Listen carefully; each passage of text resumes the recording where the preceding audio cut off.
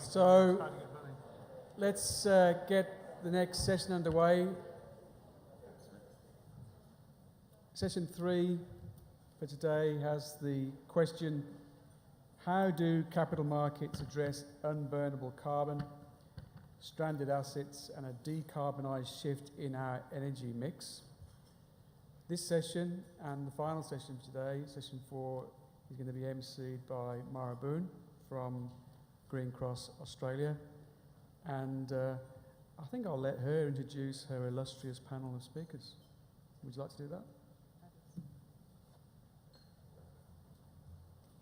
So thank you very much. We have an incredible group here this afternoon talking about something very close to my heart. Having started my career as an investment banker, moving into the community sector, coming back now to funds management, I'm a non-executive director of Australian Ethical Investments, so grappling at the coalface on the question of fossil fuels and capital. But before I introduce what will be, I think, a really important and meaty session, I'd like to encourage Jenny Fitzgibbon. Where are you, Jenny? Jenny has a really important song that she wants to kick off the session with.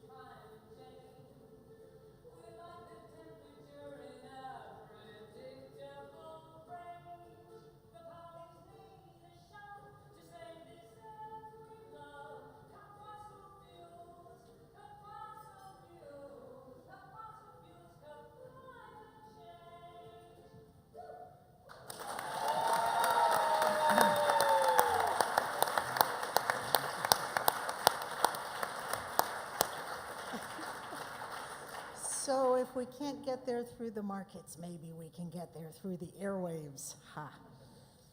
It's my great pleasure to introduce some really wonderful gentlemen. I was hoping that one of them would cross-dress. I tried very hard to get one of several eminent women in carbon finance, but none of them were able to come. And, it's a fantastic mix. I might introduce them. We're structuring this session a bit more like the beginning of the day with some short, sharp, initial comments. We have some questions via video, a bit more Q&A style. We have some questions that were submitted, and we will have time for questions from the audience as well. So let me start at that end with Paul Peters. Paul is the proprietor of GVP Capital, which is a boutique advisory service, consultants that deal with finance issues around climate. He was a partner at PwC. He was the head of strategy at Deloitte. He also was the CEO of Opportunity International, so passionate about the public good and microfinance, and has been instrumental in advising a number of different sectors around clean energy and the transition towards our energy mix. He was the architect of the Clean Energy Finance Corporation, so advised the federal government on how to structure that very large-scale investment, and is working with the retail banking sector as well around how to shift their financing to the solution space. Stuart Palmer, next to Paul, is the head of ethics at Australian Ethical Investments, so he will tell you about his job and how he weathers the question of discerning good from evil and the balance therein. Stuart comes from a banking and funds management background. He was a lawyer. He also was the head of the practice at the St. James Ethics Center. So for many years advising on the ethics of, business as we know it. Tim Buckley is very mainstream until he got less mainstream. He was a managing director at Citi, where he was the head of the Australian equities research portfolio. He was the founder of something called ARC-X, which was Australia's first wholesale vehicle for investing in low carbon technologies and so forth. And he will tell you about his new enterprise, which is about framing investment risk around the question of unburnable carbon, stranded assets, and basically the transition to a clean energy mix. And of course, John Hewson, we all know, those of us that watch the telly these days, comes from a background of combining business, economics, venture capital. Of course, he was a parliamentarian for many years, was the leader of the opposition. But the two things that make me a big fan, in addition to the Asset Owner Disclosure Project, which John will tell you about, many people forget that back in 1993, when John was leading Fight Back, which was the policy framework for the coalition back in 1993, that policy document included a 20% cut in emissions to 1990 levels. So as we think about aspiring above politics and getting a conversation happening which is fact-based, I think that's important to remember. The other thing I'm very grateful to John for is a number of us have participated over the years in what used to be called the National Business Leaders Forum on Sustainable Development, which for 13, 14 years brought together practitioners from the business community, and John was good enough to chair that and really kind of help it, continue to go in recent years. So with no greater ado, actually, can I pull up? Okay, so having a chat with Tim, I thought I would take a few minutes to just walk you through the maths. We heard a little bit earlier today about the maths in relation to how much carbon we can afford to burn and still remain safe. From a capital market point of view, I draw a lot of insight from a report called the Carbon Tracker Report, which was published in December 2013 by a group of people who come out of the investment banking community, much like Tim and myself. I spent time at Morgan Stanley, and I also was a senior equities analyst at Macquarie Bank. So those of us who study markets are now beginning to really put quite a bit of analytical power into this. And if you go to the next slide, the nub of it is, if you look at the 200 top listed fossil fuel companies globally, they have two kinds of reserves. The ones that are proven, that they know have been discovered, and are sitting on their balance sheet. So when you buy a share of Exxon, you are buying into P1 reserves. They also have P2 oil and gas reserves, which are yet to be proven, but they know exist, and so that's kind of the next layer that can be commercialized. And then in addition to that, there are a number of governments around the world, including my own. My home country is Brazil, and I'm very mindful that when we discovered oil in the ocean outside of Brazil, there was a great hurrah because of what that meant for alleviation of poverty. And that same narrative is now happening around the world in the Eastern Bloc, in Asia, and Russia, and so forth. So if you add all of those state-owned and fossil fuel company reserves, it's something like 2,860 gigatons of CO2. And Carbon Tracker tells us that if we are to stay within 80% of hitting a 2-degree future, all we can burn of that is 900 gigatons, which basically means there's a massive adjustment that will unfold in the capital markets over coming years and decades, something like 70%. And these figures are done in different ways around the world, but broadly 70–75% is what we're talking about. So if you flick to the very last slide, and then we'll open the narrative here, this is basically how Carbon Tracker looks at how the whole fossil fuel economy finances discovery of these reserves and commercializes carbon by burning. And if you see, it's very straightforward, actually. Investors put debt financing and equity financing into these 200 companies and many private companies that aren't included in the equation. Through capital expenditure, or CapEx as it's called, reserves are developed. They're actually pumped out through emissions and go on to fuel industrialization. Through earnings, in this case before interest and tax, that cash flow comes back and finds its way back to investors in the form of dividends for equity and interest for debt. It's very, very straightforward. But a fundamental question we now must ask is, Those 200 companies alone are investing $674 billion every year in capital expenditure. So that is a huge amount of CapEx that's going towards discovering these assets. Question number one, what will happen to investors if indeed they turn out to be stranded because the world cannot afford to live in an unsafe climate? Question number two, how do we harness that? Because as we're about to hear, there is a huge quantum of investment needed in order to fund this transition towards clean energy. So let's start the discussion. And I will invite, in the first instance, I think Tim is going to kick us off with a short overview. Thanks. Good afternoon. Mara's asked me to address two questions, and so I might just go through each of those very quickly as an opening. Firstly, the question of how are fund managers responding to the very mixed messages? And I thought I'd better keep it relatively polite and clean. So like the banks and like the corporates, fund managers are confused and conflicted, and so they're reverting to norm and looking at short-term trends, and they're extrapolating the existing trends rather than looking at the big picture.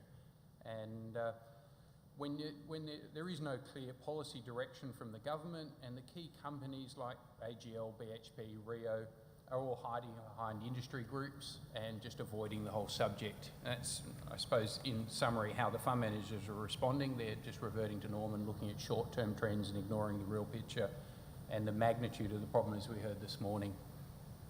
Secondly, in the current policy framework, the incumbents have also shown that they can generally control the debate and use the policy in self-interest to look after themselves. So long as we don't have any huge shocks to the system, the incumbents are actually able to look after themselves. But as again we heard this morning, there will be a shock to the system, and ultimately they'll be left high and dry if they keep on the current path. Maybe one of the other points I would make, which might sound xenophobic, but when you're looking at the Australian mining industry, which is what I'm focused on, particularly the thermal coal industry, it is totally dominated in Australia by foreign firms. And we all hear about BHP and Rio, but they're big conglomerates. They're very diversified. If you look at the top coal companies in Australia, the list is Adani, GVK, it's Glencore, it's Vale of Brazil, it's Peabody and Anglo in America, it's Sumitomo, Mitsui, Mitsubishi, J-Power. These are all foreign companies. So we actually have a government that's responding to pressure from what's called an Australian lobby group, but is really 80 to 90% foreign-owned corporates. So even Whitehaven, which is an Australian ASX-listed company, when you look through both its share register and the mines that it actually owns, the mines are generally 25-30% owned by the Japanese. So Whitehaven is 70 to 80% foreign-owned, and yet it would be called an ASX-listed Australian company. So it is a foreign company that policy is being driven by. So the direct leverage that the fund managers or the direct impact of climate change on the Australian stock market is relatively small. I think Citigroup's put out a report saying it's about 1.5% of the ASX is fossil fuel derived. Now, I really dislike that number, but I've just used it because it's factually correct when you look at it at the first order. But the reality is the second order is the whole economy, and ultimately if the economy gets hammered, then a lot of companies are going to be hammered. So you've got to look at the service providers and the indirect leverage. And when you look at people like Worley Parsons, Leighton's, the banks, Horizon, Asiano, AGL, Santos, those are all companies that are in the top 50 ASX listed companies. They're all going to be hit. The whole economy is going to be hit. So I think we are dramatically underplaying the impact of climate change will have on the market, hence the work I'm doing. So my focus is stranded assets, in particular in the thermal coal market for Australia. Australia is the second largest exporter of coal in the world. We have a huge exposure in there, but as I've just said, it's not evident in the listed market. It's actually more of an impact when you look at the infrastructure sector and the banks and the finance market. So if you look at two assets, for example, the Newcastle Coal Port is partly now owned by Westpac's Hastings Infrastructure Fund. So Westpac is the owner of one of the biggest coal ports the biggest coal port in the world. And the second one is Wiggins Island Coal Export Facility in Queensland. It's a $3 billion coal port. It's probably the most expensive coal export port in Australia or in the world. It's totally stranded, and it was 100% debt funded by the Australian banks. Okay, it's notionally owned by it was owned by eight coal companies. One of those has already gone under because of the contingent liabilities associated with the take or pays, but almost every dollar of funding came from the bank. So it is very much in the whole financial market system that the exposure lies, rather than just straight equities. So the second question I was going to answer was, what progress has been made in the capital markets transition? And I suppose in trying to answer that, I was looking around at companies. I mean, it's very daunting when you listen to what was talked about this morning, the magnitude of the problem. There are green shoots of hope, and if you look at companies like Tesla, Tesla is now a 32 billion market cap company. It is one of the best performing large cap stocks in the world in the last 2 years, and it is transforming the automotive and the storage and hence the energy markets of the world, and it's come from nothing in the space of 5 years. A $32 billion company. So that gives me hope. I look at NextEra. It's a $40 billion utility in America. It's arguably the most, or at least one of the most successful utilities in the world, and it's also one of the top 5 investors in renewable energy in the world. NextEra. It's the best performing US utility in the last decade. And 10 years ago, the CEO acknowledged the magnitude of the problem and has been moving his whole company in that direction for 10 years, and shareholders have rewarded him. I won't go on with too many other examples. Maybe one, China Longyang Power, a company didn't exist 5 years ago. It's now a 10 billion US market cap company, Hong Kong listed, one of the top 3 wind farm owners in the world. It owns 12 gigawatts of wind farms, and it's adding 2 gigawatts of wind farms a year. So there are examples, but unfortunately they are rare. There are 2 trends in equity markets in the last 12 months, though, that do give me really big hope, because ultimately the magnitude of the problem is huge, and the capital markets actually have the capacity to resolve this problem if the policy settings allow. And so the 2 capital market trends that give real promise, one is the green bond phenomena, and the second is the yield co structure in America. So green bonds, you might be aware, have grown way over 100% year on year. There is likely to be $40 billion US of new issuance in the market globally in 2014. $40 billion US in 1 year, up more than 100% year on year, and the forecast is for $100 billion of new issuance next year. I'll come back to a key feature about that, but that is money designated solely for use in renewable energy and energy efficiency and clean buildings. So money coming out of the big super funds to fund the growth. The second one is yieldcos. Yieldcos are like the Australian listed property trust, but they're a US phenomena, and they are a play on US renewable energy infrastructure. The sector didn't exist a year ago. One company, NRG, listed a year ago, and the share price has more than doubled since it listed. We had 4 new IPOs this year. It is now a 20 billion market cap sector in America alone, with 5 companies. Now, 20 billion doesn't change the problem. We need 10, 20, 50, 100 times that, but it is a start. There are another 5 IPOs, initial public offerings, that will exit 2014. So the sector will be 10 companies, potentially 30, 40 billion dollars of equity capitalisation that didn't exist a year ago. Now, what strikes me about that, and that's a US answer, but those yieldcos can invest globally.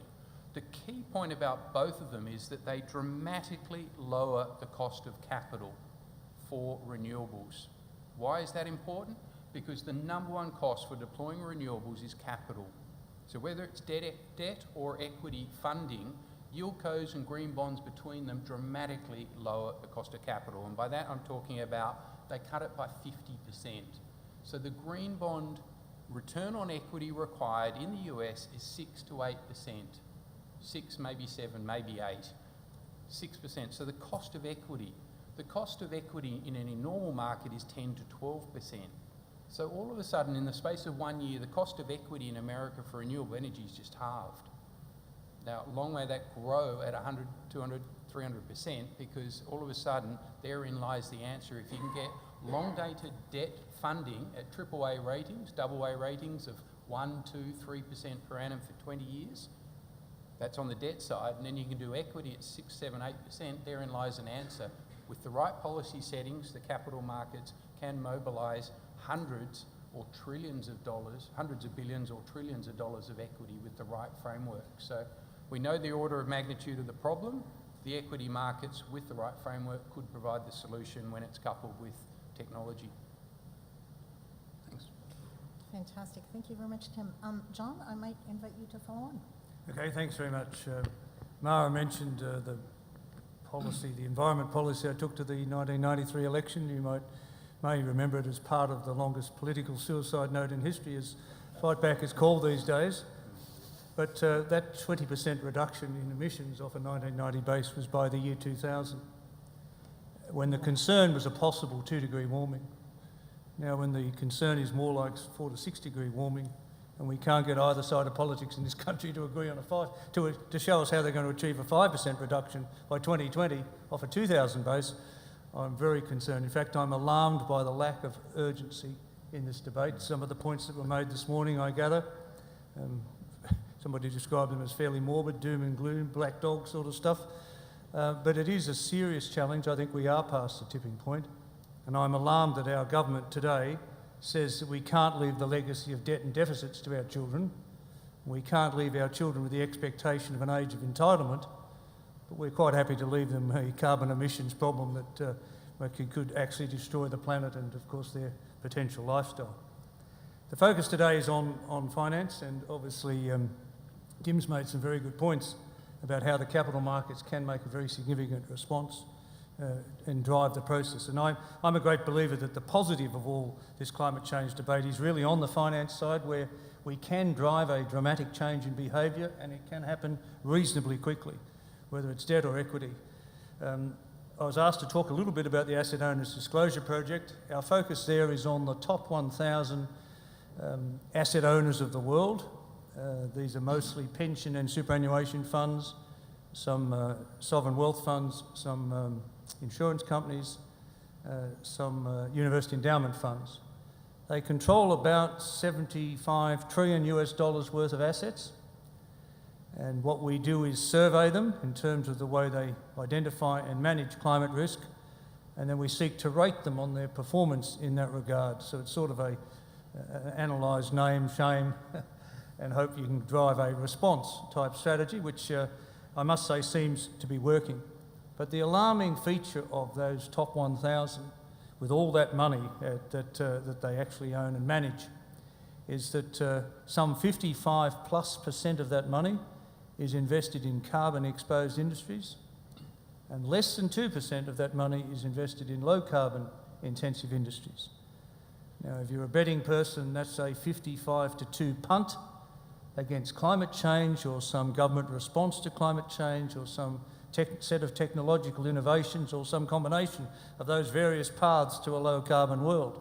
Some combination of those actually dramatically impacting on the value of those assets into which they've been invested, whether they're share prices or property prices, infrastructure values.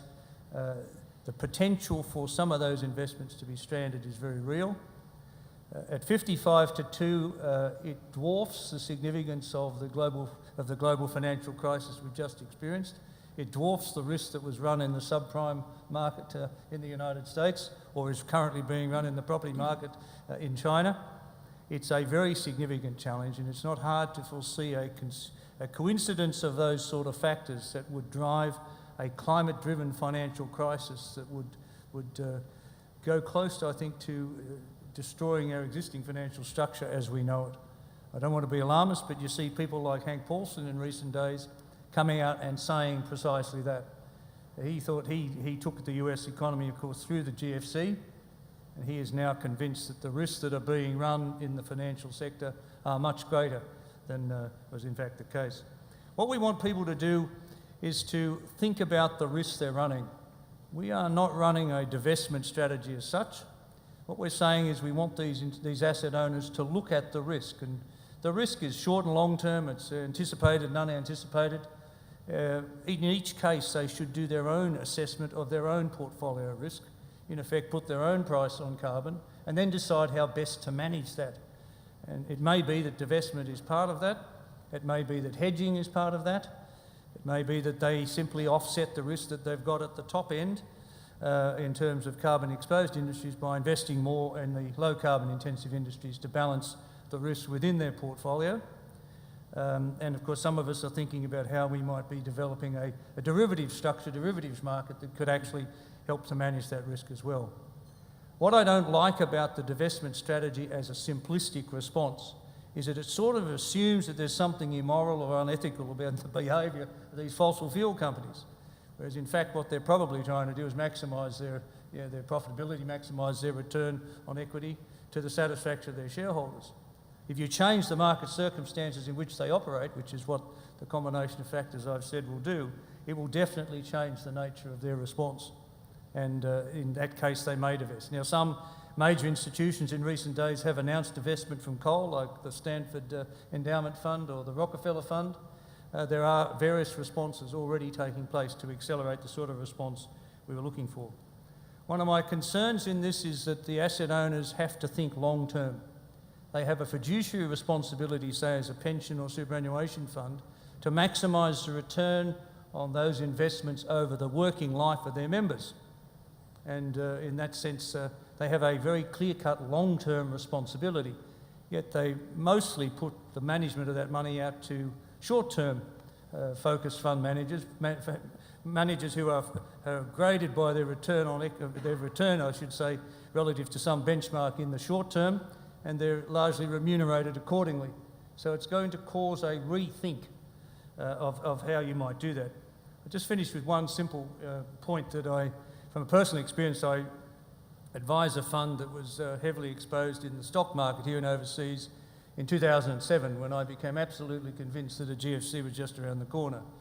I saw my local council buying CDOs with all its trust money for a marginal return on a Westpac fixed deposit, in the belief that somehow that was AAA rated and they held them to maturity to get their money back. I started to look at the structure of debt that was built on the subprime market. And my response to that fund is, why don't we get out of the stock market? You know, let's make a long-term strategic decision. Of course, call in all the advisors and they all say, don't worry, you're in it for the long haul. The markets will go up, the markets go down, you'll go up, you'll go down, but don't worry about it. I said, no, why shouldn't I quit the stock market? Why shouldn't I completely divest of equities? Because I know what you'll do. If I'm right, in early 2008 the market goes down, I put a number of it, 50%, and you'll come back in here and say, oh, don't worry, the bit you gave us to manage only went down 49.2 against our agreed benchmark, so therefore I've added 0.8 in value. My answer is yes, but I've lost half my investment in the process. And it's that sort of large-scale shock thinking that you've got to somehow get into the finance sector. It's just like, I remember when I was doing some work with the Monetary Authority of Singapore in the 1980s, they were heavily invested in gold, both in terms of their international reserves and their CBF, their pension fund. The gold price in that era went to bed one day at 980 and woke up the next day at 480. And that sort of quantum, compression of factors in financial markets suddenly gives you a change in assessment and you are left exposed, you are left stranded. And it's those big ones that get you. It's not the day-to-day trading around the benchmark that gets you as a fund manager or an asset owner. It's the bigger ones. And I'd urge you to think about that. Thank you. Thank you very much, Sean. And that was a clap for Tim as well. That's right.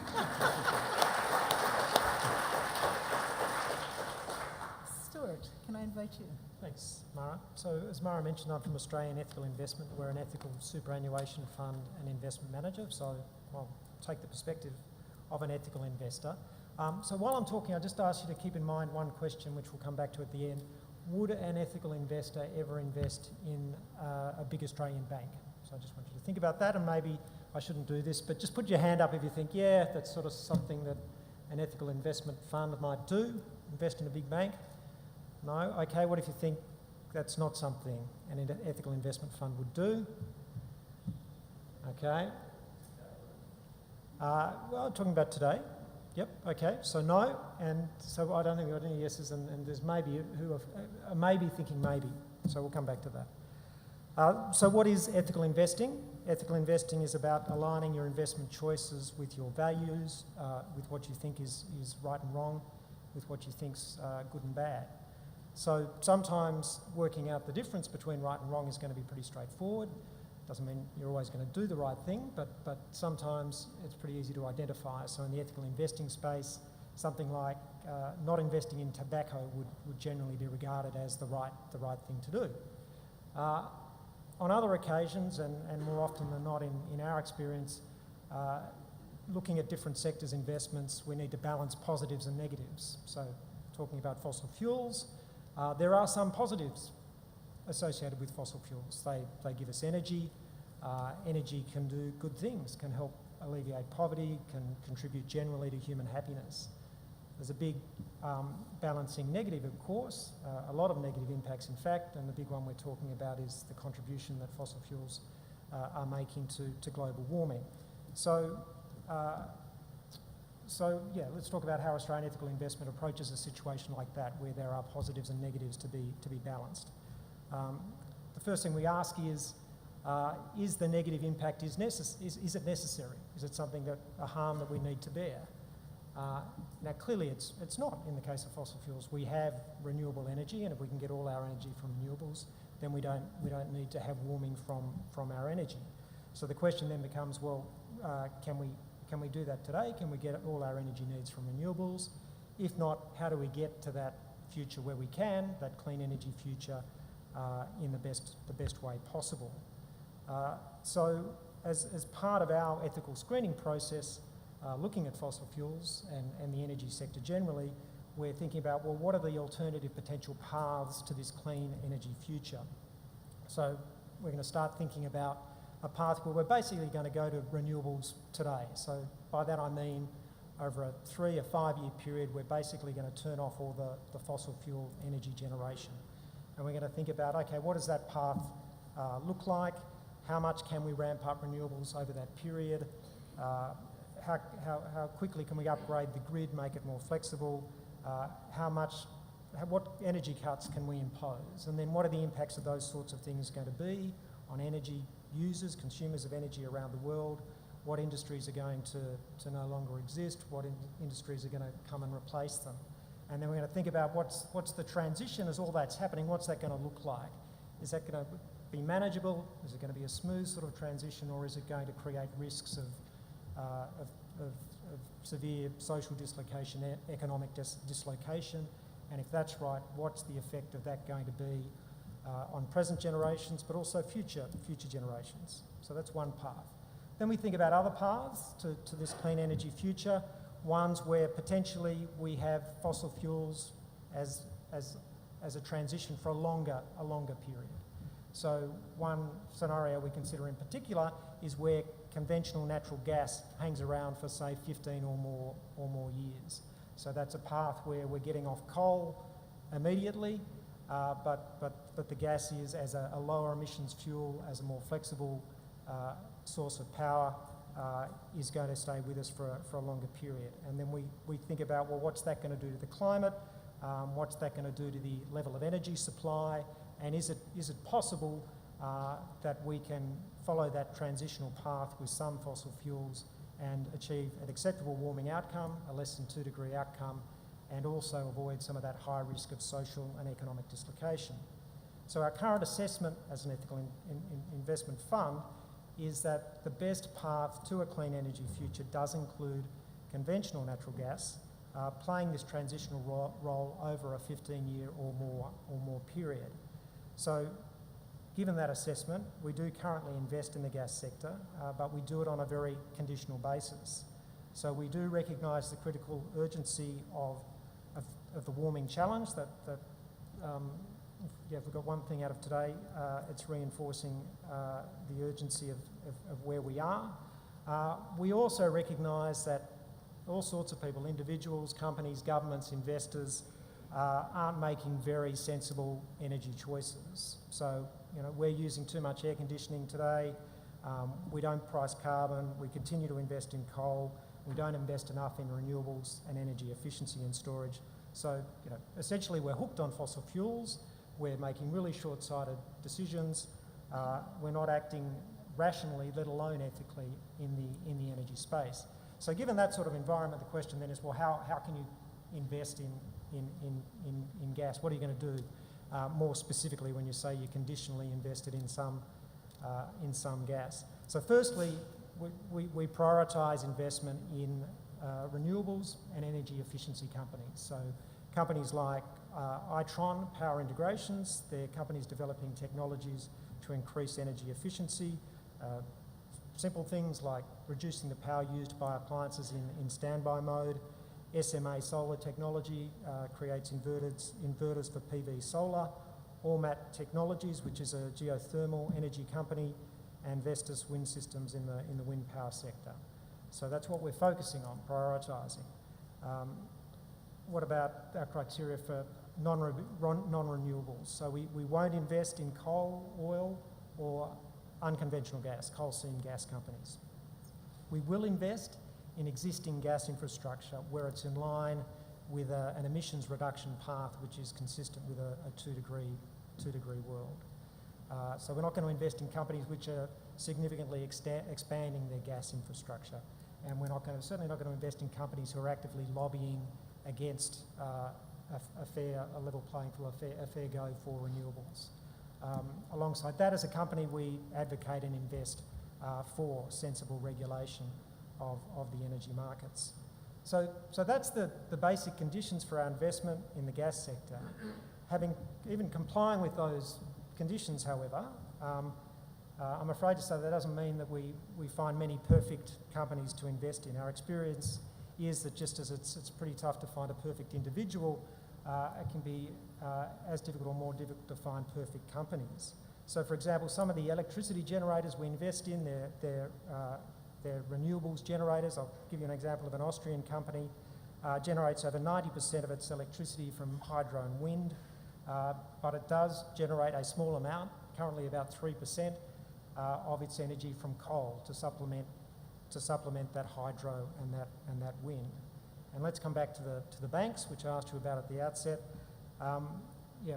What do we think about them? Well, we think that controllers of capital like banks do have the potential to be important catalysts for change, for the drastic action that's needed to deal with the warming challenge.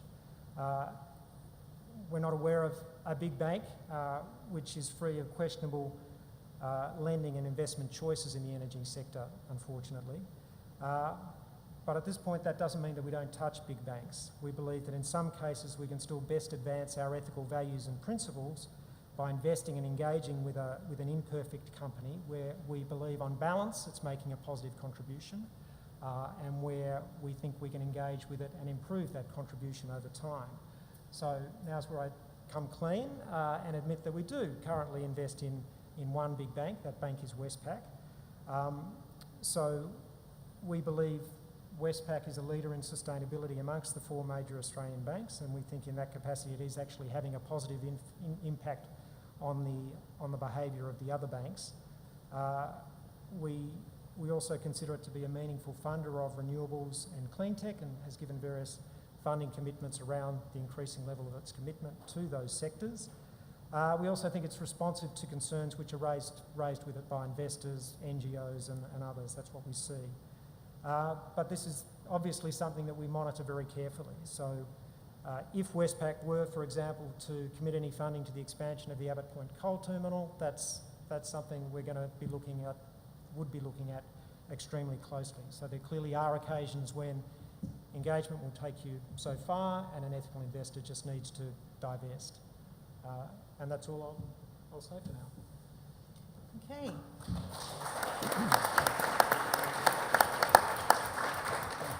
Doesn't sound like it's very easy being green. Paul. Well, thank you, Mara. I am an optimist. I know there's a number of headlines that have been sort of put out there, but I believe from what I see, the trend lines are actually good. And by that I mean, if I go back 5 years, 6 years ago when I got into renewables, and my focus has always been on how to get a lot of the small stuff financed. So you take out large wind and large hydro, where a lot of the big institutional investors play and the banks play, the vast majority of clean technology and renewable energy is smaller. It's small solar system on your roof, or an energy efficient, a more efficient boiler. And one of the things that's happened over the last 5 years is the investment of capital that is going into the market 5-6 years ago was in the single billions. Today, last year, $160 billion was invested in clean energy around the world. That is an absolute, when you talk about mobilizing capital to make a difference, that trend line, while the headlines are bad, I do believe the trend line gives us a chance at solving and seeing that hockey stick, instead of coming down, the hockey stick of capital is going up. And so I'm an optimist that we can actually solve this thing by mobilizing significant amounts of capital to the problem. The second thing is there's been a whole set of actors that have largely been left out of this conversation until the last few years. It's been left to the domain of politicians and civil society, which are really important.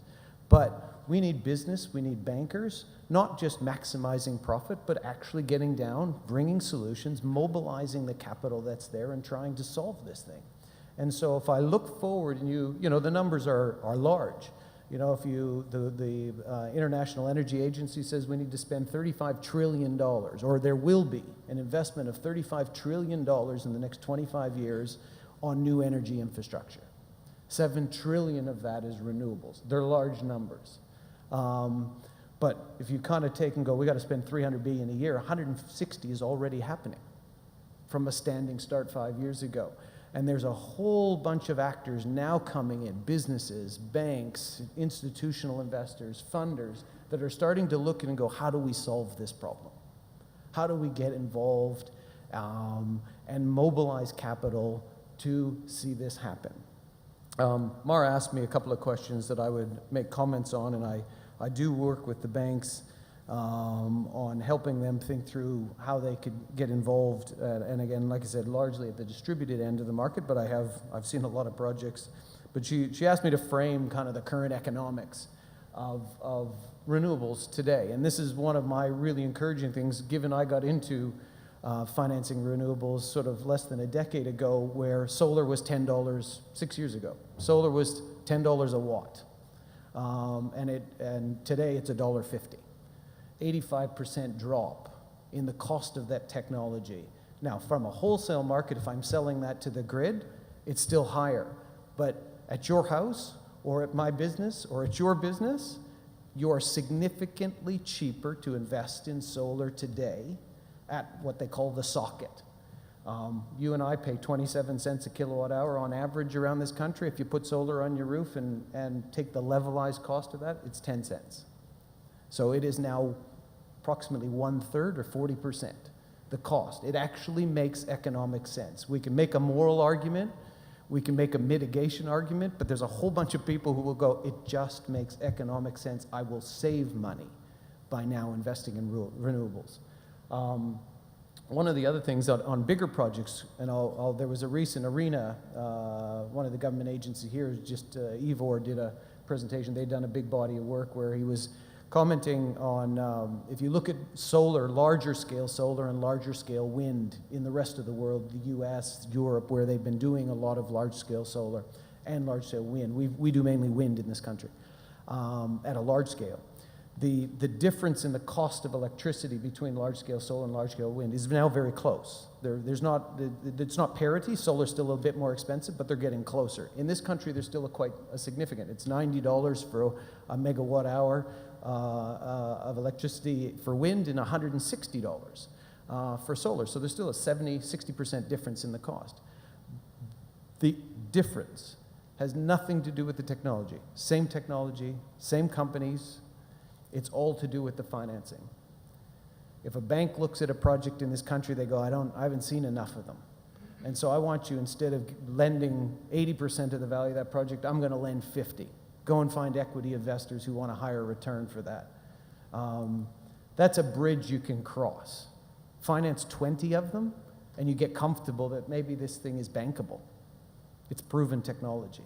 The other is, it just costs more because I don't know, I don't understand, so I'm going to put an extra bit of margin on there. And you start to unpack those things, and almost 60% of the difference of cost in this country just has to do with financing. That's a bridge you can get over by just doing a bit of it. And so I'm encouraged when you start to look at the economics of these projects that we're about to unleash a significant wave of investment that now starts to look doable. One other question that Mara asked me to comment on was some of the more disruptive technology. Now, we invest in projects and technologies that are proven. So technology, I don't understand technical risk. Once the asset is proven and it's producing and says what it says it's going to do, then we get in and work out how to finance lots of those things. But one of the things that I do believe is a game changer, but I want to put it in perspective, is energy storage. And I'll describe it by the houses we live in. Today, if you put solar on your roof, which 1.4 million Australian homes have done it, you save energy during the day. And you get that savings equation that I described earlier just when the sun is shining. But 40% of your electricity is when you come home after work, from 5 o'clock to 9 p.m. at night. And so there's no solution in a solar sense for that, and if the wind happens to be blowing, that works, and you need storage. If I can actually generate the electricity during the day, store it, today that's, if you go and buy a battery for your electricity, that battery will last about 12 years, and you'll get a payoff in about 12 years. And so it doesn't make sense. But that's like the microchip. It's falling at about 25% a year, and within 3 or 4 years, that payoff makes absolute sense. Now, for those who are really ticked off about your utility, you can probably go right off the grid. Now, as prices, the irrational pricing of us gold-plating the poles and wires continues, it starts to motivate people. I have a slightly different perspective and said, well, some days the sun doesn't shine and that battery is going to eventually run out of electricity, that I think we can actually build a network that includes the grid. But I do believe that it's going to become very distributed. And that changing business model, not the technology. So you've got technology change, but you also have business models that are going to change, that you've got some really bright people in this room, in the capital markets, entrepreneurs that are really starting to have a crack at that. And I'm bullish about us being able to solve this thing. Thank you.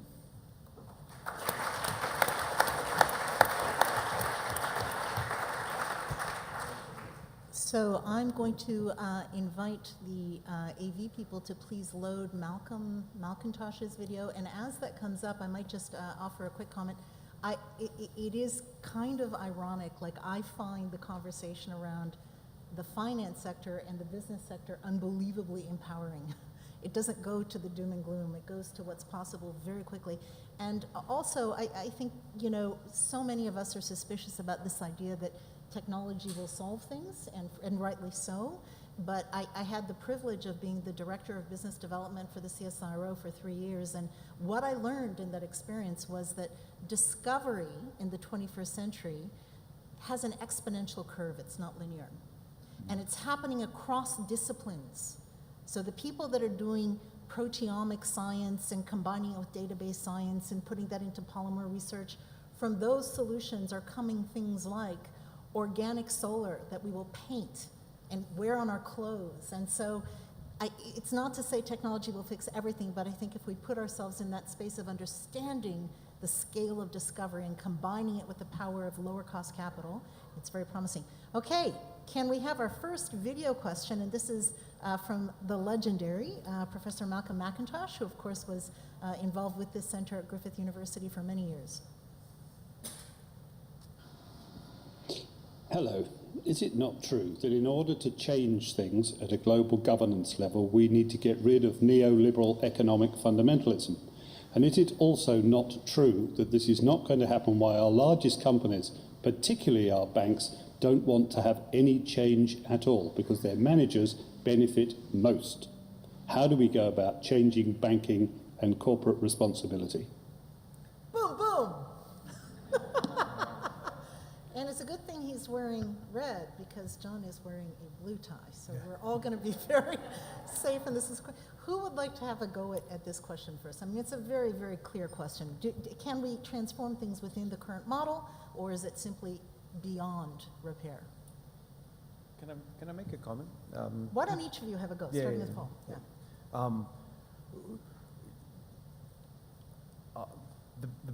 If you think of a bank, and I think one of the challenges, I'll only comment on the challenge within a banking environment. When you are financing assets, so a project, a wind farm or a solar project that's large, the bank knows how to finance that because they finance projects, or institutional investors know how to. When assets are very small, the only thing a bank really understands well is your home or your car. Everything else, they worry about you. And can you pay back the loan? What you do with that money is your choice.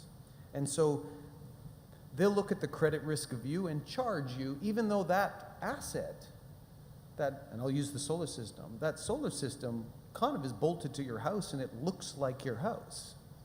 Once it's on there, it's part of your house. And so shouldn't it attract a mortgage rate of 5% instead of 12 or 13, which is the current finance rate for a solar PV system in this country?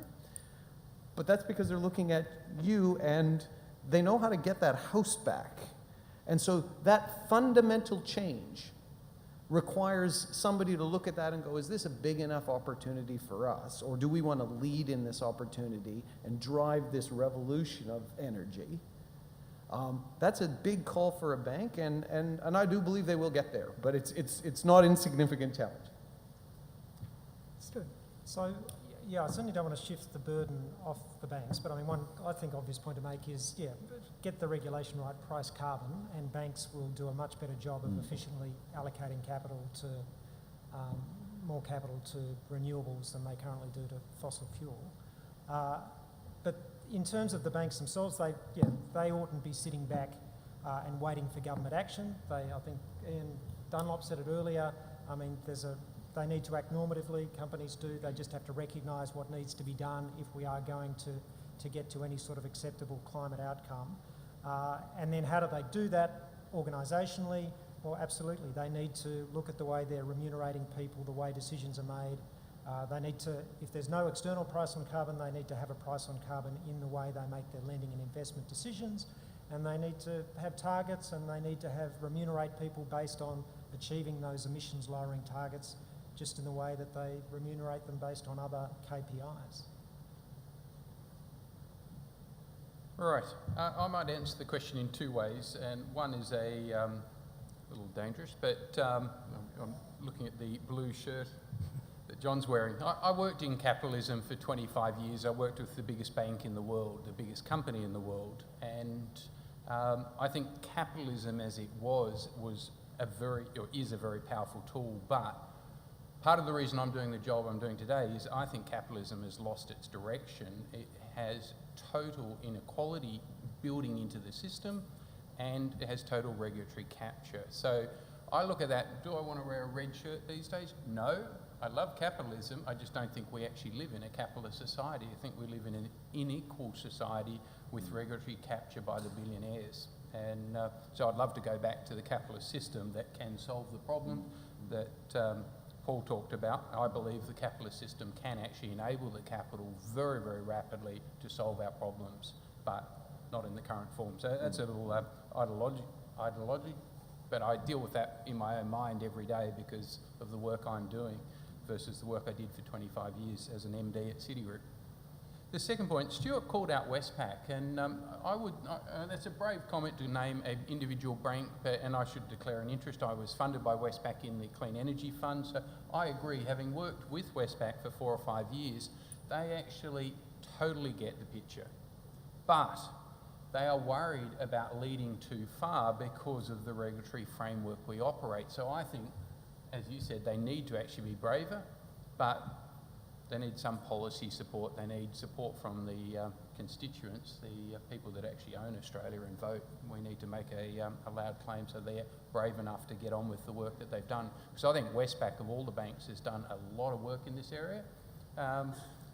Anyway, so those would be my two responses, that capitalism with the right, or without regulatory capture, can solve this problem very quickly.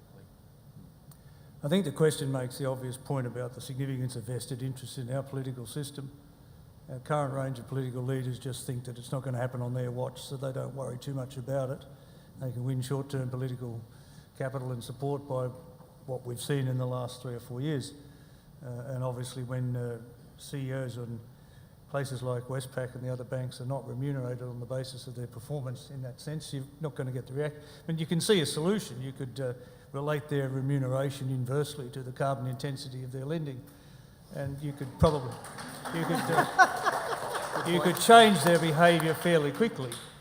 The point that was made before by Stuart about Westpac, I think, is a significant one. A few years ago, we ran a thing called Reputex, where we rated the top 100 listed companies in Australia on the basis of corporate social responsibility. There was only one AAA rated company, which was Westpac. And of course they advertised their life out of that in the next few years. But the interesting reaction was that all the other banks who refused to be part of the survey or to participate suddenly rang up and said, hang on, how come they're number one and I'm 12 or 54 or whatever the number was? And that competitive tension was very important.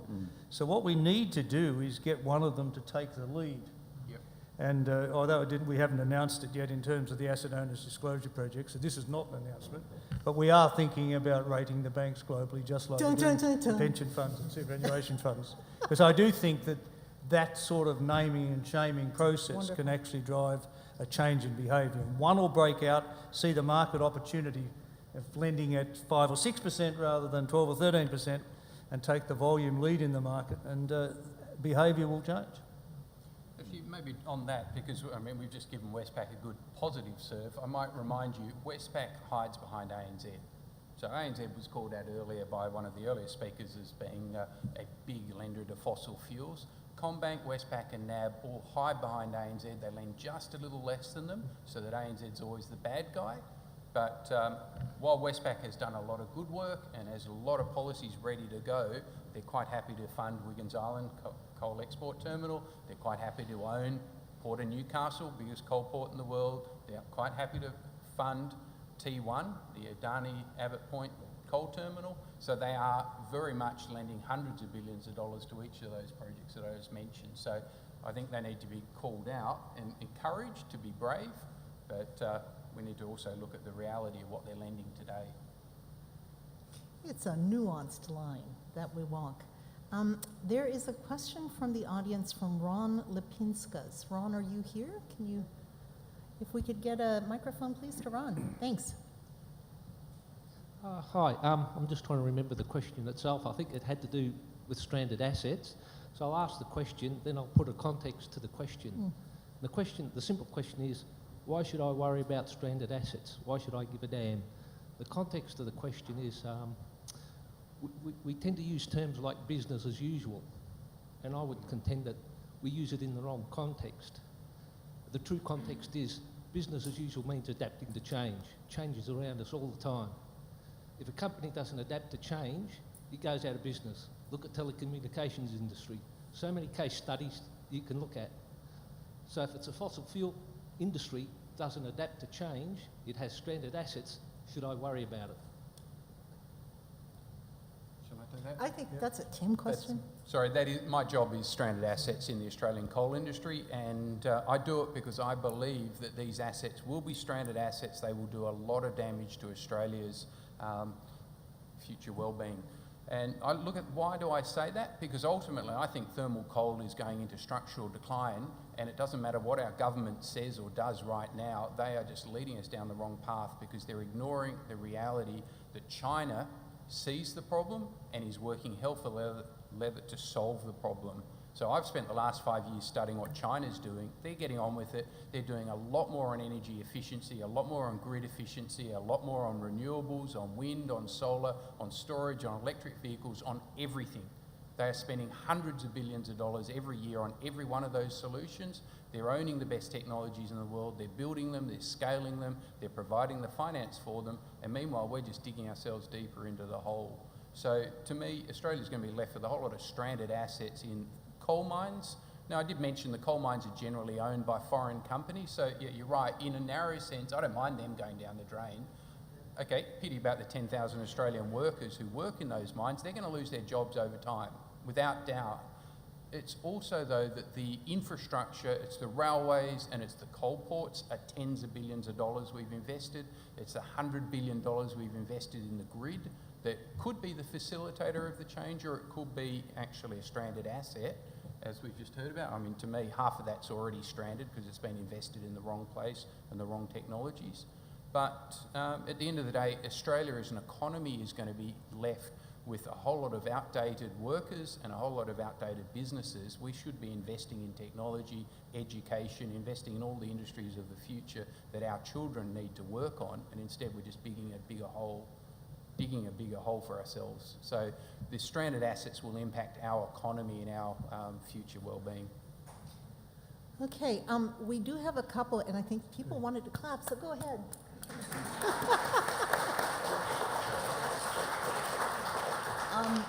We had a few more questions submitted beforehand, but I'm mindful, you know, this is a good audience. Is there one last question from the audience? Would anyone like to ask our panel? Yes. Actually, Lane, I might not come to you just because you're going to be up on the panel. I might go to this gentleman here, and there's a, sorry. Thanks. My name's Gordon Claridge. I've worked in natural resource management for about 30 or 40 years, a lot of it in developing countries. It's more of a comment on what Malcolm McIntosh said in that first question. He highlighted, the nature of his question highlighted the importance of context, the political, economic, cultural, corporate context within which decisions are made and within which technology is developed. One of the things that I miss when I hear people being optimistic about technology is that they don't talk about it being developed and scaled up and brought into production in a situation where you've got a collision between impacting climate change coinciding with the energy cost-driven recession. So you actually may have a situation where it's very difficult to get funding. You may have a situation where governments are getting very little income because of the cost-driven recession, as we're seeing now. Does anyone want to comment on that? Because I think optimism is sometimes a bit too optimistic because of the lack of context. So, and do I read into that question the reliance of governments on royalties from existing technologies to fund budgets that are stressed and provide public good and so forth? Mm-hmm. Yes. Yes. Look, quite so, and I'm drawn to Ian Dunlop's comment from the previous session that, in a funny way, we kind of are reaching a bit of stable system, no growth, just through the fall in energy consumption, lower demand, the recession, the debt that's still in the system, and how do we bounce back and cope? You know, big discussion on resilience coming up in the next session, which I'm very excited about, but who would like to have a go? Well, can I just make a comment about another area of relevance for Ian standing for election to the board of BHP, because I think it is a challenge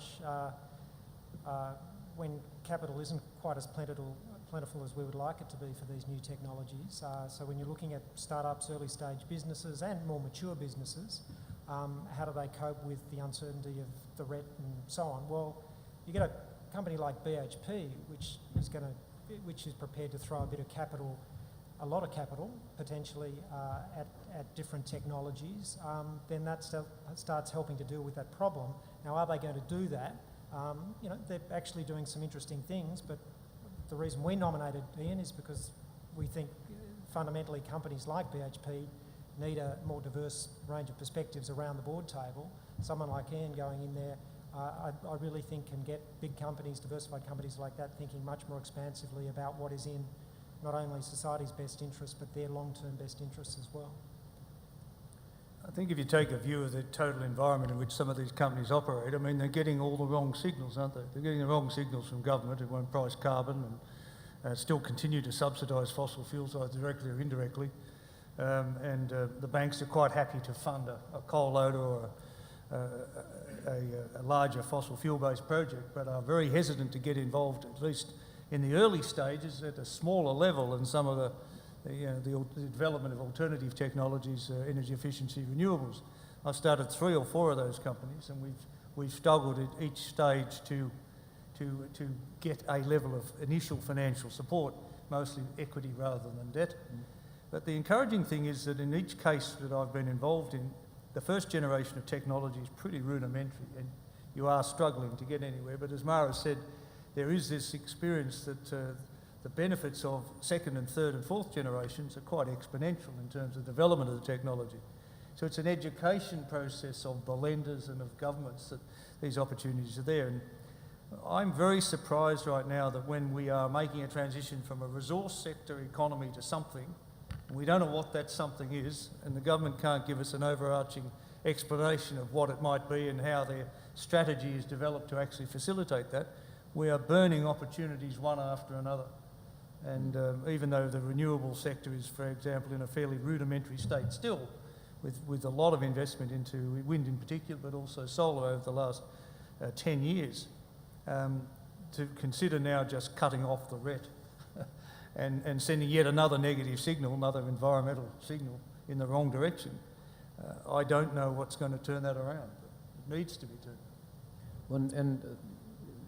One comment, if you go back to the conversation that Alina had this morning, the extreme of your comment when you move to the developing world, and take Africa and India alone, there's 1.5 billion people that are just energy poor. Roughly about $200 of investment, you can electrify and bring them into the modern era. That's $3 trillion. In an environment where I can tell you unequivocally, it's not that they're trying to trade their way back up to growth. There's just priorities that rank above it. And we're going to have to think about this, and from having thought deeply about financing models and business models that will help draw other capital in. But I agree, the challenge is even more stark there as opposed to the debt overhang we have with the GFC. And the creativity we need to bring to it is even more. Okay, I think on that note, I wish we could, it was such an amazing panel, I wish we could stay a lot longer, but sadly, it's time for afternoon tea. I really want to thank these wonderful people, some of whom I had barely met, Tim, and just such a rich and wonderful discussion. And it's a simple thing. I mean, imagine if people said, you have to buy your home on a credit card, right? Like what we are asking for small-scale solar right now is a private equity cost of capital, 12 to 14%. No wonder. Imagine when they realize that as an asset class, it's just like a home. And suddenly it's 5%. And then you're saving money on your energy bill from day one. And that innovation is 5 minutes away. It's just such an obvious thing, now that we have credit wired as well, that I think it's really coming. So apologies for the positivity. I know it can be very facile seeming, but it is very exciting that there's all this stuff going on. Can we thank this fantastic panel?